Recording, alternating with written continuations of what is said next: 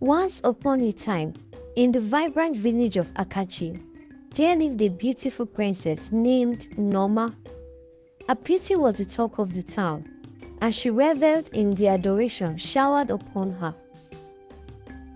Noma's father, the king, was very fond of her. To amplify the praise, the king decided to employ a village healer whose sole purpose was to announce her and sing her praises. Each day, he would proclaim, "Here comes the most beautiful maiden in Apache, a princess to behold, a beauty like no other." As the village sang her praises, Noma's pride soared to new heights. She not only turned away suitors who traveled from distant lands to seek her hand in marriage, but also treated those around her with disrespect. Her behavior became a cause for concern for her father, the king of Akachi, as she was not getting any younger. Determined to find a worthy husband for his daughter, the king visited his longtime friend, the king of Udu village, to sought his help. After the king of Udu listened to the plight of his beloved friend, he introduced his friend to his son, named Prince Ozina. Prince Ozina, the crown prince of Udu, was the most eligible and sought-after suitor in Udu village. Prince Ozina was every maiden's dream. The king of Akachi heard about Prince Ozina and was impressed by the prince's reputation. He then approached the prince with an offer. "I have a gem of a daughter named Noma, beautiful, well-behaved, and a true gift to any man. You'll be fortunate to have her as your wife." Intrigued by the offer and seeing this as a possibility of Akachi and Udu village uniting together as a stronger force, Prince Ozina thought it was a good idea and promised to visit Akachi in 14 days to ask for Noma's hand in marriage. The king of Akachi came back to his palace, impressed by his efforts in getting his daughter the right suitor. Soon informed Princess Noma of the whole arrangement and told her to be of her best behavior. The king also summoned the palace maids and guards and urged everyone to start preparation for the D-Day. The news spread like wildfire, adding an air of anticipation and excitement to the village. The prospect of a union between the admired Prince Ozina and the notorious beauty Noma stirred the imaginations of the villagers. The princes promised to visit Akachi in 14 days to seek Noma's hand in marriage spread like wildfire, creating so much anticipation and excitement throughout the village. In the land of Akachi, the villagers were buzzing with excitement of the D-Day. However, Prince Ozina, who was next in line for the throne and eager to meet his future wife, had a clever plan. He wanted to know more about Princess Noma, but he didn't want her or anyone to treat him differently just because he was a prince. He was looking for a woman who would love him for him irrespective of his social status. Before the D-Day, Prince Ozina gathered his loyal helpers and shared a secret plan. He decided to dress up like a beggar and travel down to Akachi to mingle with the villagers like commoner and know more about the princess without anyone recognizing him.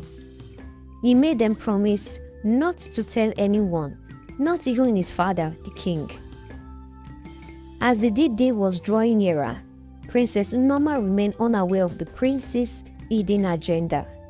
Little did she know, he had concocted a different plan altogether to disguise himself as a beggar.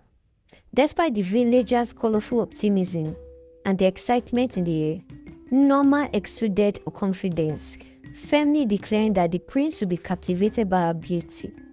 In her mind, she was the epitome of beauty in the village, and she carried herself with regal assurance, oblivious to the surprises fate had in store for her.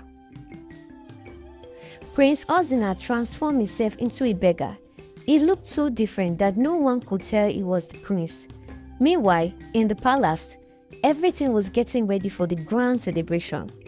The introduction between Princess Noma of Akachi to the most sought-after prince of one of the wealthiest villages, Prince Ozina of Udu village. The villagers and the palace were eager to see Prince Ozina. Princess Noma was excited too. She couldn't wait for the prince to see and behold her beauty. As the D-Day drew nearer, Prince Ozina assumed the guise of a beggar, wandering the village of Akachi, begging for food. Disguised beyond recognition, no one could identify him. Market women turned away from him, except for Uloma and her mother, who, despite their own struggles, showed kindness to the destitute prince by sharing what little they had whenever it passes in front of their shop. When the beggar prince approached Uloma for water, she not only gave him a drink, but also guided him to a shelter opposite the market and provided him with some food. Touched by this unexpected generosity, the beggar prince will express his gratitude to Uloma before continuing on his journey. The next day, while wandering by the village stream, the beggar prince encountered Princess Noma, who often took morning strolls along the village stream. Feeling hungry, the beggar prince plucked up his courage and approached the princess. "Greetings, princess," the beggar prince began, his voice trembling slightly. "Could you spare me some money for food? I find myself in great need," the beggar prince asked Princess Noma. Instead of showing compassion, Princess Noma reacted with anger towards the beggar prince. "How dare you?" as she thundered, her eyes flashing with pride and annoyance. "Be gone from my sight this minute," she said.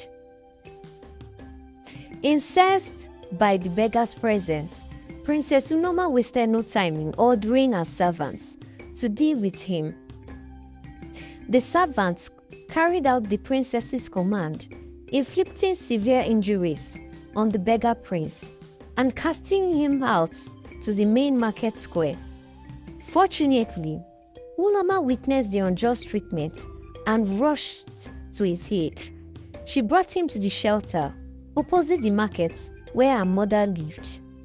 "Oh no, what happened to you?" Uloma's voice rang out with genuine concern as she approached the wounded prince. "Let me help." Uloma's unexpected kindness spread and curiosity blossomed among the onlookers. They whispered among themselves, wondering about the connection between Uloma and the injured beggar. Why is she helping him? What's their connection? The onlookers murmured. Their interest was as a result of Uloma's unwavering dedication and unusual kindness to a beggar. Despite the murmurs and whispers of the onlookers, Uloma paid no attention to their gossips. Instead, she focused her attention on tending to the prince's wounds with tender care, using herbal leaves to cover his sores and offering a soothing concoction to alleviate his pain.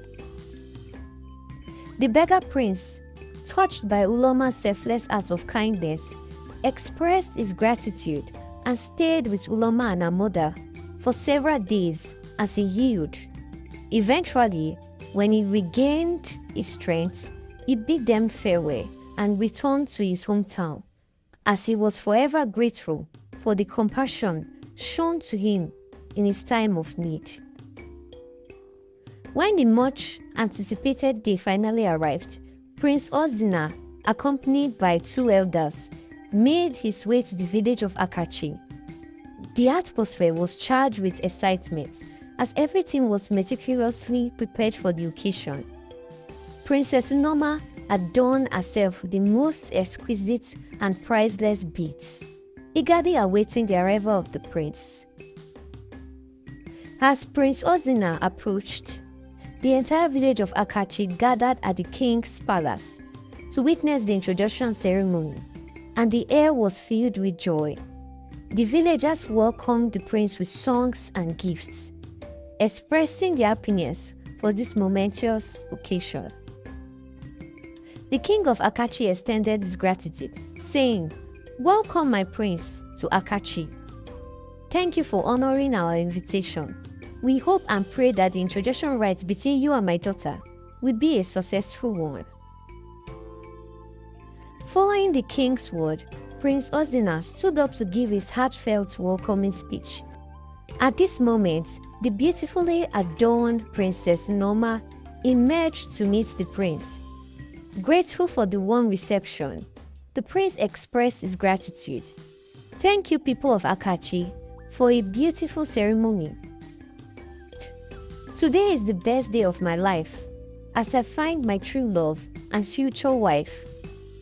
Unexpectedly, while speaking, the prince noticed Uloma and her mother among the onlookers. He moved towards Uloma, took her hand, and the villagers were confused and began murmuring. Sensing their confusion, the prince addressed the crowd, saying, "My dearest people of Akachi, I have found my bride, and her name is Uloma." He turned to Uloma and continued, "Even when others turn away due to my past as a tattered beggar, beaten by Princess Unoma's servants, you took me in, sheltered me, clothed me, and cared for my wounds." Upon witnessing this, Princess Noma couldn't contain her emotions. She wailed, cried, threw herself on the floor, and began sobbing uncontrollably. "No, this cannot be," she cried, her voice thick with anguish. "It's not fair." But despite the princess' protests, Prince Ozina remained resolute. Holding Uloma's hand firmly, he made a bold declaration of his choice. "I choose Uloma as my bride," he declared, his voice ringing out with conviction. Amidst the stunned silence that hugged the village, Prince Ozina stood resolute, holding Uloma's hand. He continued, "Uloma, you saw beyond my circumstances and showed me kindness when others turned away. Your heart is pure, and I found my true companion in you." The villagers, who were initially confused, began to murmur among themselves. The king of Akachi, observing the unfolding drama, signaled for calm. Prince Ozina, undeterred by the commotion, addressed the crowd. "Love knows no boundaries, and today, I choose love over tradition. Uloma, will you be my queen?" Uloma, overwhelmed with emotion, nodded tearfully and said, "So it's you all this while."